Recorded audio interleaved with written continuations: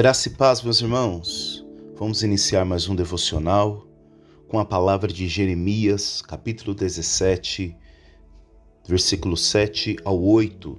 Bendito o homem que confia no Senhor e cuja confiança é o Senhor, porque será como a árvore plantada junto às águas, que estende as suas raízes para o ribeiro e não receia quando vem o calor, mas a sua folha fica verde, e no ano de sequidão não se fadiga, nem deixa de dar frutos. Glória a Deus, meus irmãos, que possamos ser como esta árvore, enraizada.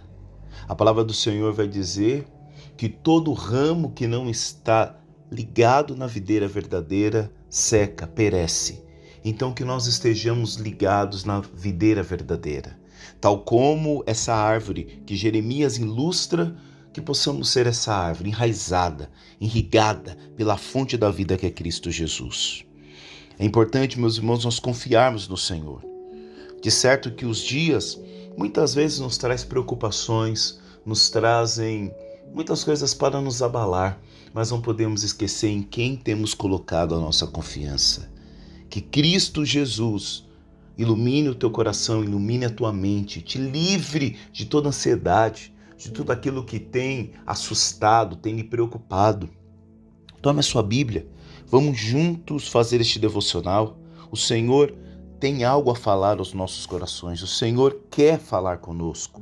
E hoje nós vamos meditar a palavra que se encontra em 1 Pedro, capítulo 5, versículo 6 e versículo 7. Tome a sua Bíblia, acesse a sua Bíblia. Talvez você recebeu esse devocional, alguém lhe compartilhou. Então este é o momento. Prepare um lugar tranquilo, fique calmo, deixe um pouco as preocupações lá fora, viva este momento. 1 Pedro, capítulo 5, versículos 6 e 7. Vamos ao texto. Humilhai-vos, pois, debaixo da potente mão de Deus, para que a seu tempo vos exalte, lançando sobre ele toda a vossa ansiedade, porque ele tem cuidado de vós. Aleluia, meus irmãos. Ele tem cuidado de vós. Será que você pode repetir isso? Ele tem cuidado de vós. Que alegria. Como é bom saber, meus irmãos, que Deus tem cuidado de nós. Deus tem cuidado do seu esposo, Deus tem cuidado da sua esposa, dos seus filhos. Aonde você não consegue ir, aonde a força do nosso braço não alcança, se fadiga, Deus tem cuidado. É lindo ver que Deus não tem lixeiras. É lindo ver que Deus não lança ninguém fora. O projeto dele é de restauração, é de transformação. O projeto dele é de salvação. Aliás, o capítulo 5 encerra a carta de Pedro. E ele traz, no final desta carta, exortações. Ele traz uma palavra de encorajamento. E essa palavra de encorajamento é dirigida aos líderes, aos presbíteros, no caso, da igreja. Outra observação é que Pedro está falando com os jovens e toda a comunidade cristã que ali se formou. O contexto principal gira em torno de como os cristãos devem viver em meio às perseguições e sofrimentos. É por isso que ele fala aqui de ansiedades. Ele exalta a humildade como uma atitude. Nos traz para a vigilância espiritual e confiança em Deus. Quando nós olhamos para o versículo do 5 ao 7, que os dois versículos que nós lemos, o 6 e o 7, está dentro dessa reflexão, Pedro está exortando aos jovens, e também à comunidade. Quais são os pontos? Os jovens são chamados a se submeter aos líderes espirituais, e aqui nós precisamos abrir um parêntese e explicar o que é esse submeter. Submeter é obediência. Obediência que vem em cima de um temor e não de medo. O que nós precisamos ter diante de Deus é temor e não medo. O temor é o respeito. O temor é a reverência e não medo. Quando Pedro aqui diz para que os jovens se submetam aos líderes, ele está querendo dizer para os jovens se deixar ser conduzidos, se deixar ser discipulados, acompanhados. Da mesma forma que Pedro está falando para os jovens se submeter aos líderes, ele está querendo dizer também que os líderes precisam estar preparados para instruir os jovens. Somos nós, meus irmãos, que vamos preparar as gerações futuras. Somos nós os responsáveis por ensinar o evangelho para as crianças, para os jovens, para a próxima geração. Nós muito questionamos o tempo atual, mas nós não questionamos que tipo de pessoas nós estamos formando, e isso no total, seja na sociedade, na igreja, porque eu digo que a igreja é uma célula da sociedade. À medida de que todos os fenômenos sociais, tudo que acontece na nossa sociedade, acontece dentro da igreja. Dentro da igreja está o ladrão e é para estar lá. Ele precisa estar lá para ouvir a palavra, para mudar de vida, para ter uma nova perspectiva. A prostituta precisa estar dentro da igreja também. O traficante também precisa estar dentro da igreja. Nós não podemos viver uma dicotomia, achar que ao entrar dentro de um lugar, de paredes ornadas, que nós colocamos ali como, um lugar da igreja, porque igreja não é lugar, igreja não tem local fixo, igreja somos nós, o que tem local fixo é o templo. Igreja não se abre, igreja se reúne. Veja que Cristo diz, ide fazer discípulos. Então o que é a igreja? É a união de discípulos. Então quando Pedro está dizendo, os jovens são chamados a se submeter, ele está querendo dizer o quê? Aliás, ele diz isso, meus irmãos? No versículo 5. Semelhantemente vós, mancebos aqui significa jovens, sede sujeitos aos anciãos, e sede todos sujeitos uns aos outros. Ou seja, na igreja, não existe mais, não existe menos. Não existe o escolhido, o iluminado, não. É fato que existem tarefas diferentes. É fato que existem chamados diferentes. Paulo mesmo diz isso em sua carta. Em Efésios, capítulo 4, versículo 11, Paulo diz, ele mesmo concedeu uns para apóstolos, outros para profetas, outros para evangelistas e outros para pastores e mestres, com vistas ao aperfeiçoamento dos santos, para o desempenho do seu serviço, para a edificação do corpo de Cristo, até que todos cheguemos à unidade da fé e do pleno conhecimento do Filho de Deus, à perfeita varonilidade, à medida da estatura da plenitude de Cristo. Aqui Paulo está dizendo que cada um tem um chamado particular, mas esse chamado particular, ele só tem efeito, ele só tem sentido dentro de um corpo. É fato, meus irmãos, que cada um tem um chamado específico dentro da igreja, e glória a Deus que há essa dispensação de diferentes dons, de chamados, de aptidões. O problema é quando o camarada não tem dom para aquilo e quer exercer aquilo.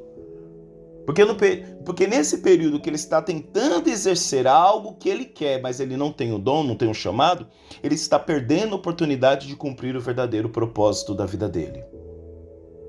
E não vamos aqui também achar que o propósito do Senhor está dentro dessas características que Paulo trouxe. Paulo aqui está falando dentro de uma realidade eclesiástica, dentro da igreja. Mas também não vamos achar que o propósito de Deus para a nossa vida se resume em ser um pastor, ser um mestre evangelista. Não. Às vezes, você vai ser um policial e vai ser um policial cumprindo o propósito de Deus, sendo um policial honesto, não se entregando à corrupção, sendo justo, como você pode ser, dono de um salão e ali cumprir muito bem o seu propósito. Não é sobre a patente eclesiástica, é sobre corresponder o propósito.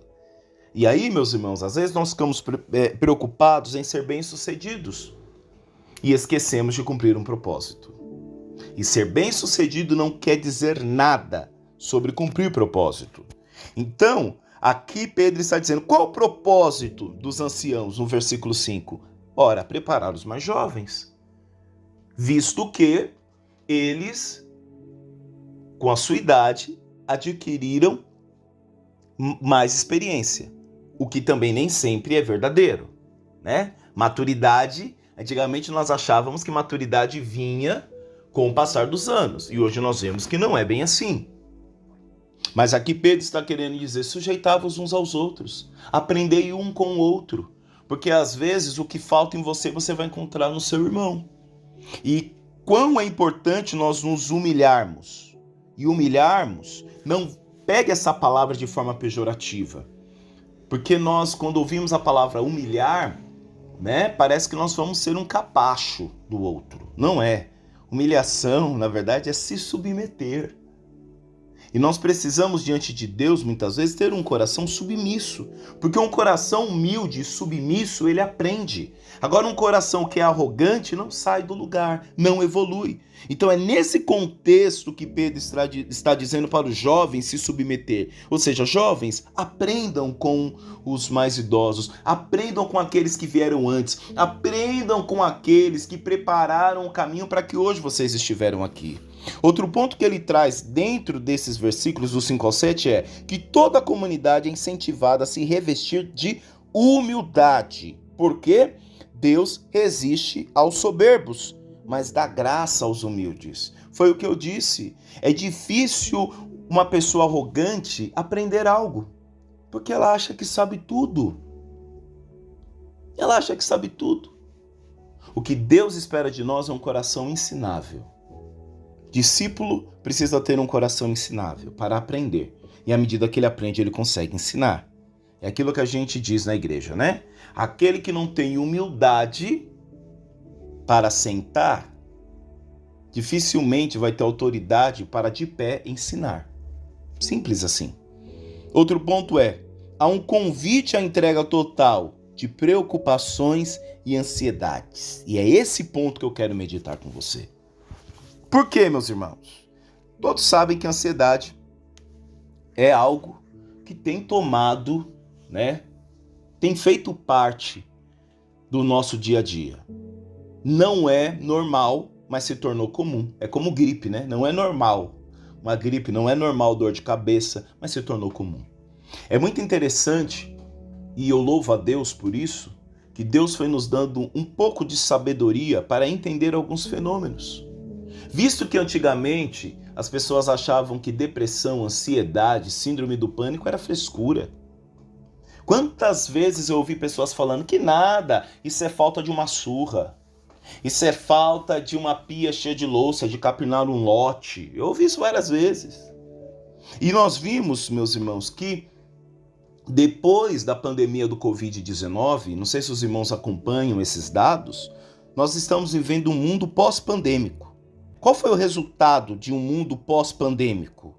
Uma série de distúrbios e doenças psicológicas e psiquiátricas. Para vocês terem ideia, meu irmão, os casos de depressão depois da pandemia, eles aumentaram 25%. Eram pessoas dentro de seus lares, não suportando a própria presença, não suportando a presença do outro. A ociosidade, ainda mais com essa ascensão das redes sociais. Veja quanto tempo nós gastamos nas redes sociais. E segundo a Organização Mundial da Saúde, mais de 18 milhões, meus irmãos, 18 milhões de brasileiros sofrem com transtornos de ansiedade. E esses 18 milhões, representam 9,3% da população. E eu disse o que no início do devocional? Que nós precisamos entender que tudo que há na sociedade está dentro da igreja.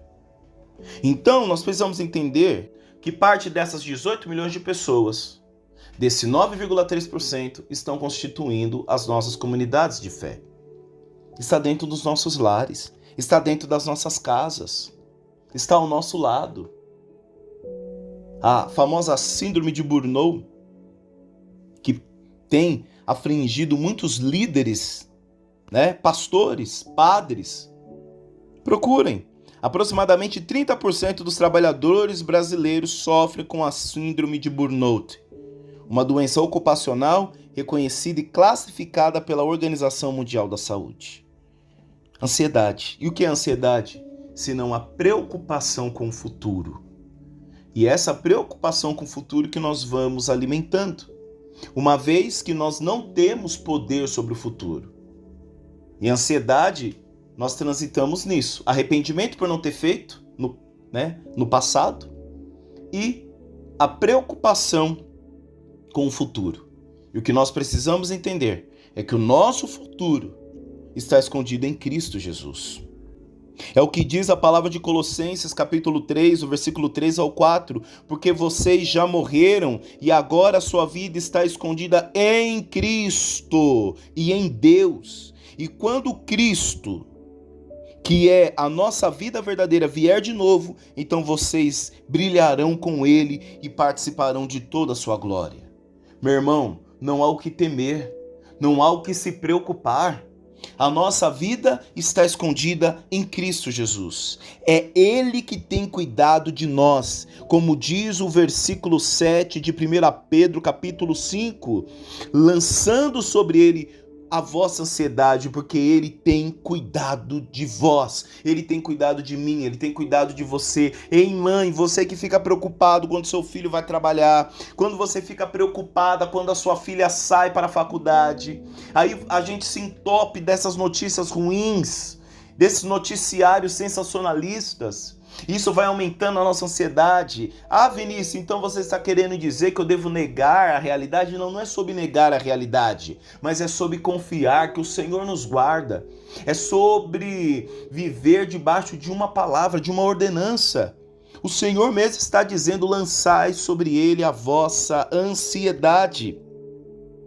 Isso é muito profundo, meus irmãos, porque Ele tem cuidado de vós. Olha a palavra de Mateus, capítulo 6, versículo 25. Por que andais ansiosos pelo que haveis de vestir? Ainda mais que está chegando o final do ano, né, meus irmãos?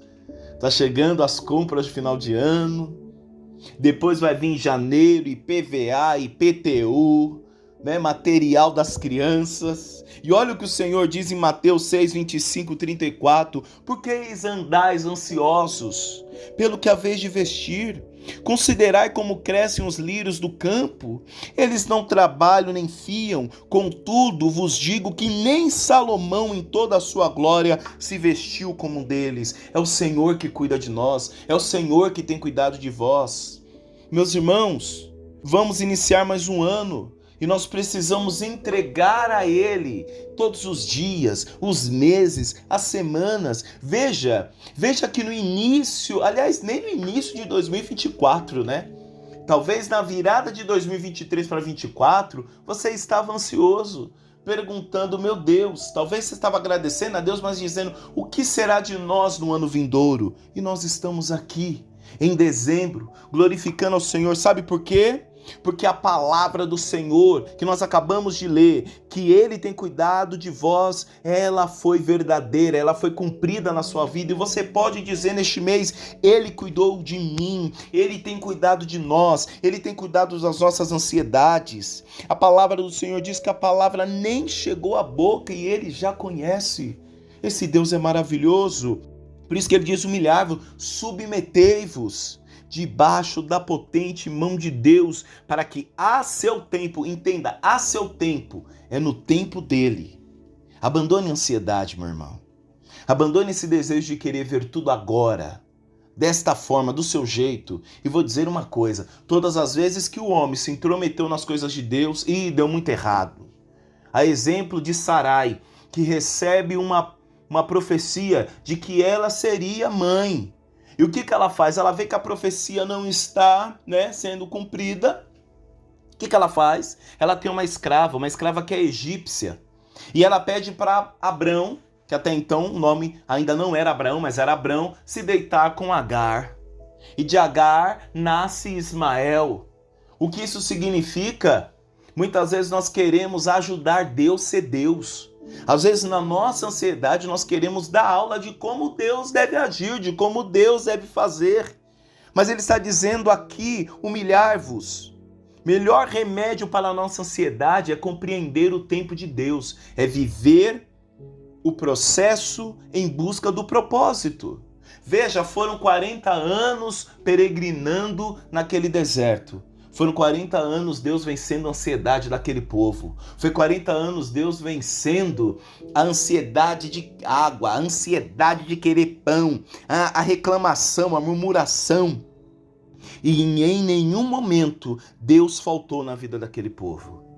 Deus levou aquele povo para o deserto, um lugar de nada, para mostrar para eles que Deus era o tudo que eles necessitavam. À medida de quando eles precisavam de pão, Deus era o pão. À medida que quando eles precisavam de água, Deus era a água. Era tudo que eles necessitavam. Por isso Deus vem dizer ao nosso coração, submetei-vos, aprendei. É muito lindo, meus irmãos. Apenas uma vez na Bíblia nós vamos ver Jesus falando de si mesmo. Nós conhecemos o eu sou, né? Cristo disse, eu sou o caminho, a verdade e a vida. Nós vimos Jesus dizer, eu sou o pão vivo que desceu do céu. Mas aqui eu estou querendo dizer que tem um momento que Jesus fala de suas características, do seu temperamento. Olha o que ele diz. Se encontra em Mateus 11, 29. Tomai sobre vós o meu jugo e aprendei de mim, olha aí, que sou manso e humilde de coração, e encontrareis descanso para a vossa alma. É o que o Senhor está dizendo, humilhai-vos, submetei-vos, aprendei de mim que sou manso e humilde de coração. Aqui eu fiz um mix, misturei os dois versículos, mas é isso que ele está querendo dizer, que ao seu tempo. Talvez você esteja dizendo, está demorando este tempo do Senhor, mas diga, Senhor, eu aceito o teu tempo, eu aceito o teu propósito, porque durante esse tempo Ele tem cuidado de vós. Seu tempo, é no tempo dele que nós possamos então descansar neste tempo, porque Ele tem cuidado de vós, Ele tem cuidado de nós, e a seu tempo Ele vos exalte. E esse exaltar não é colocar você em um lugar de destaque, não, porque a maior exaltação é estar dentro do propósito de Deus. Pensa aí, meu irmão, se nós não estivéssemos seguindo, aliás, tentando seguir este Deus, né? Que nós estamos em um caminho todos os dias de tentar se parecer com esse Jesus. Pensa aí, se você não estivesse nesse processo, aonde você estaria? Se todos os planos que você fez, que talvez você ficou até ansioso, na ânsia de ver eles se concretizar, se todos eles tivessem sido concretizados, aonde você estaria? Às vezes Deus frustra as nossas expectativas, as nossas vontades e nos dá um choque de realidade para nós entendermos que nós somos dele, que nós estamos debaixo da vontade, da ordenância dele. Não é sobre o servo ser maior do que o Senhor. Diz a palavra, não é o servo maior do que o Senhor. Mas é sobre nos submeter à vontade dele. E aí ele diz, lançando sobre ele, é Pedro dizendo sobre ele, não é sobre Pedro. Olha aí, é Pedro dizendo, lançai sobre ele, Cristo Jesus, toda a vossa ansiedade, porque ele tem cuidado de vós. Glória a Deus. É esse convite de entregar tudo, todas as preocupações, as ansiedades, os medos, confiando que Ele cuida de nós. Quais os pontos, meus irmãos, que nós podemos, aplicar através dessa palavra? Primeira coisa, humildade diante de Deus. Só se humilha, só se submete quem é humilde. Aliás, oração não é para quem é forte, oração para quem é fraco. A oração é para quem entendeu que sem Deus não consegue.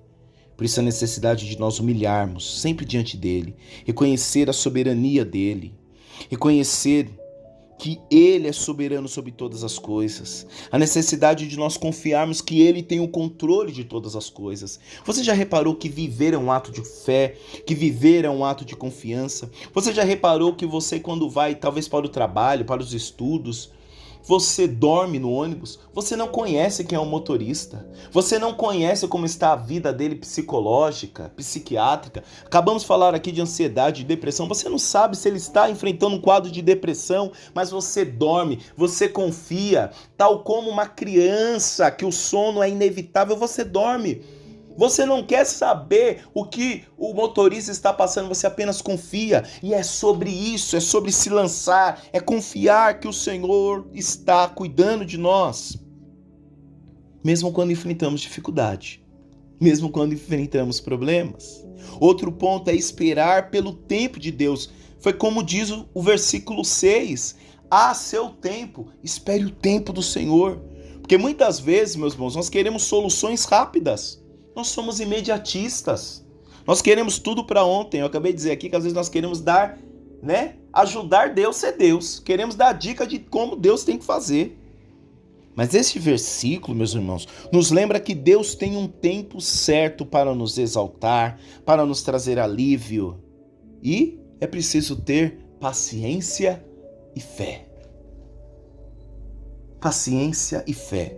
Duas coisas que forjam a vida do cristão, paciência e fé. Entregar as ansiedades a Deus. Precisamos, meus irmãos, buscar alívio para a mente e para o nosso coração. Deus nos convida a lançar nossas preocupações e medos sobre Ele. Isso significa que não precisamos carregar sozinhos o peso das nossas ansiedades. Para de sofrer sozinho, meus irmãos. Nós precisamos de um sirineu.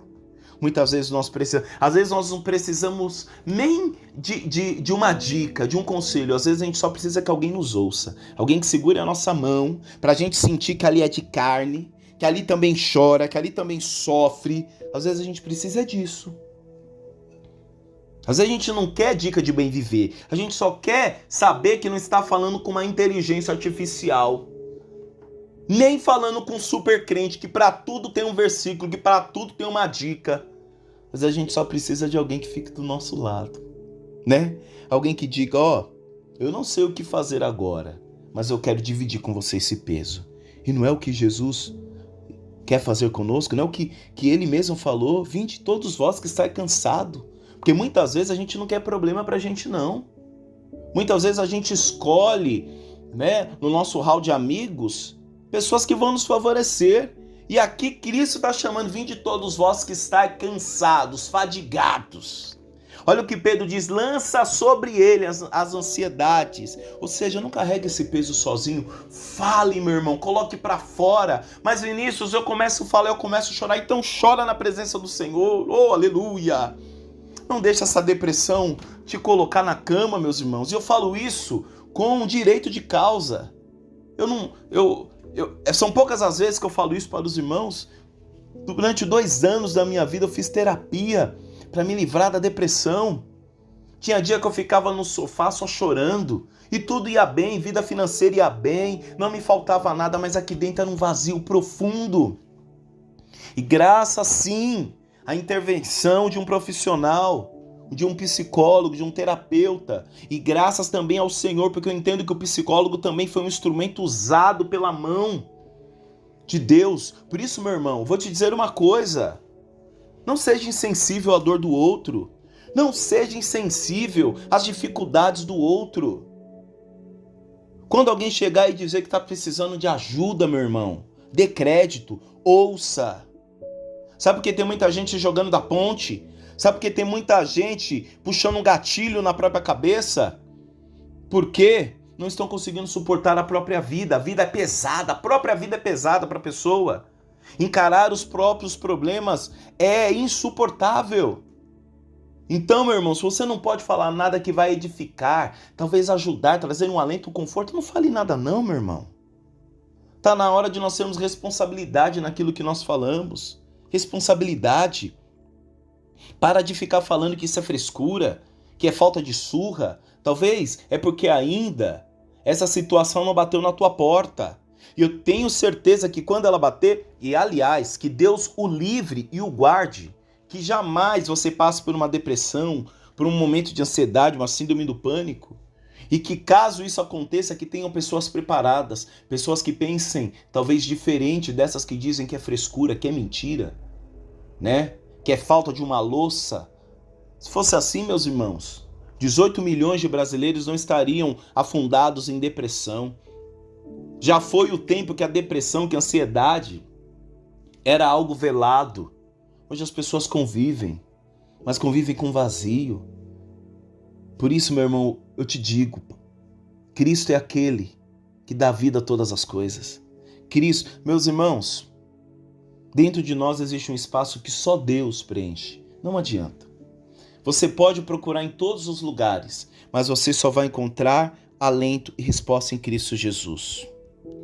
Tarde te amei, ó beleza tão antiga e tão nova, tarde demais eu te amei. Eis que habitavas dentro de mim e eu te procurava fora. Sabe de quem é essa frase? É de Agostinho de Hipona, o famoso Santo Agostinho, um grande teólogo da nossa igreja. Um grande teólogo que contribuiu para os estudos teológicos. E no seu livro Confissões ele traz esse relato.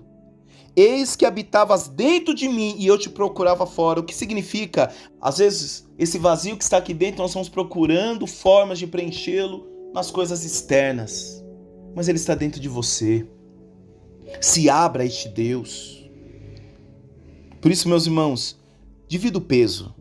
Isso significa não precisamos carregar sozinhos o peso das nossas ansiedades. Outro ponto, confiar no cuidado divino. Ele tem cuidado de vós. Esse versículo reforça que Deus se importa conosco e está sempre presente. Não estamos abandonados, meus irmãos, mesmo em meio às dificuldades. O Salmo 115, o versículo 2 nos traz um questionamento. Vai dizer, porque dirão os gentios, onde está o seu Deus? O meu Deus está aqui dizendo que ele tem cuidado de mim. O meu Deus está aqui. Em cada manhã as misericórdias dele se renovam. Muitos vão se levantar e dizer, onde está o seu Deus? E que você possa ter a convicção de dizer, ele tem cuidado de mim. Mesmo em meio às dificuldades, sim. Mesmo em meio a problemas, sim. Ele tem cuidado de mim. Vamos orar, meus irmãos? Pai Santo, Pai querido, graças te damos, Senhor Deus, por esta palavra. Como é bom, Senhor, saber que não estamos sós. Como é bom saber que podemos dividir o peso, podemos dividir o fardo. E contigo, Senhor, nós conseguimos trilhar este caminho. Pai, nos ajuda, Senhor. Eu quero orar agora por você, meu irmão, minha irmã, que talvez sofre de depressão, de ansiedade, de crises existenciais. Que a paz que excede todo entendimento possa invadir o teu coração, a tua mente. Que toda ansiedade, que todo medo do futuro dê espaço à fé, à confiança, à certeza daquilo que ainda não se vê. Que toda ansiedade, que todo medo dê lugar ao Espírito Santo de Deus, que traz domínio próprio, longanimidade.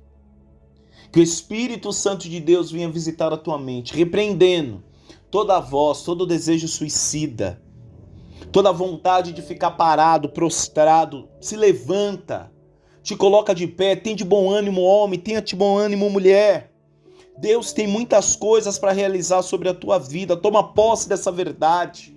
Toma posse porque o Senhor tem cuidado de você. Ainda não é o fim. Aliás, o nosso Deus, Ele é especialista em recomeços.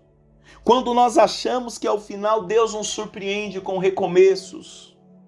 Oh, meu Pai, tem misericórdia, Senhor.